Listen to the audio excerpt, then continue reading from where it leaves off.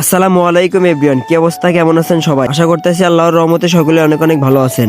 আপনাদের দোয়া ও ভালোবাসায় আমরা অনেক অনেক ভালো আছি। অনেকদিন পর আবারও নতুন একটি ব্লগ ভিডিও নিয়ে আপনাদের মাঝে চলে আসলাম। অনলাইন থেকে আমাদের টিমের জন্য এক সেট জার্সি অর্ডার করছিলাম। সেই জার্সি রিসিভ করার জন্য সরাসরি আমরা বাজারের ভিতরে চলে আসলাম।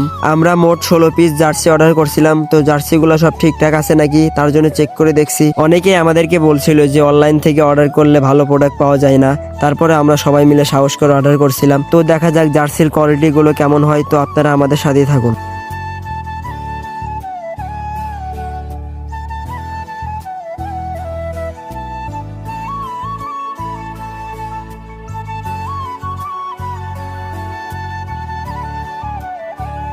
জার্সিগুলো আমরা সবাই গুনে দেখলাম। তো যে কয়টা জার্সি অর্ডার করছিলাম সবগুলোই পাইছি। জার্সির কাপড়ের কোয়ালিটি দেখার জন্য আমরা একটি জার্সি খুলে দেখলাম। তো আলহামদুলিল্লাহ জার্সির কোয়ালিটি অনেক ভালো ছিল। আমরা যেরকম ডিজাইন বলছিলাম, যেরকম ফন্ট বা যেরকম লোগো দিয়েছিলাম, আলহামদুলিল্লাহ সেই রকমই তারা করে দিয়েছে আমাদের। আমরা যেহেতু 16 পিস জার্সি এবং প্যান্ট অর্ডার করছিলাম, আমাদের প্রায় 8,800 টাকা খরচ হয়েছে। পার পিস জার্সি এবং প্যান্ট তৈরি করতে আমাদের খরচ পড়েছে 550 টাকা করে। ডেলিভারি ম্যানকে সব টাকা বুঝিয়ে দেওয়ার পরে আমরা এখন চলে যাচ্ছি সবাইকে জার্সিগুলো দেওয়ার জন্য। জার্সির কোয়ালিটি আমরা যেরকম চেয়েছিলাম সেরকমই পাইছি। তো আপনারা আপনাদের টিমের জন্য যদি জার্সি তৈরি করতে চান অনলাইন থেকে, তাহলে আমি এই পেজের লিঙ্ক কমেন্ট বক্সে দিয়ে দেবো। আপনারা তাদের সাথে কথা বলে কাস্টমাইজ ভাবে যে কোনো রকমের জার্সি তৈরি করতে পারবেন। জার্সি হাতে পেয়ে সবাই তো মহা খুশি। তো দেখতেই পারতেছেন সবাই সবার জার্সি হাতে নিয়ে চেক দিচ্ছে।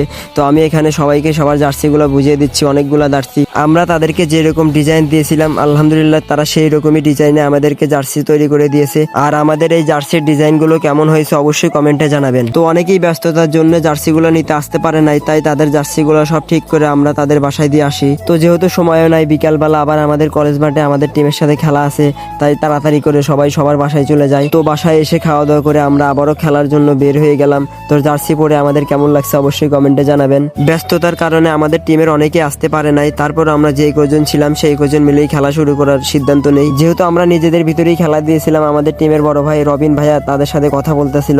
এখানে সবাই প্রস্তুত। তো দেখতে দেখতে খেলা শুরু হয়ে গেল। তো খেলা শুরু হওয়ার কিছুক্ষণের ভিতরে আমি একটা বল পাই। তো একটা শট করছিলাম কিন্তু একটুর জন্য গোল হয় নাই। এইভাবে খেলা চলতে থাকে। খেলাধুলা করলে মন ভালো থাকে। আর আমাদের খেলাধুলার জন্য আমাদের এলাকার বড় ভাইরা সবসময় আমাদের পাশে থাকে।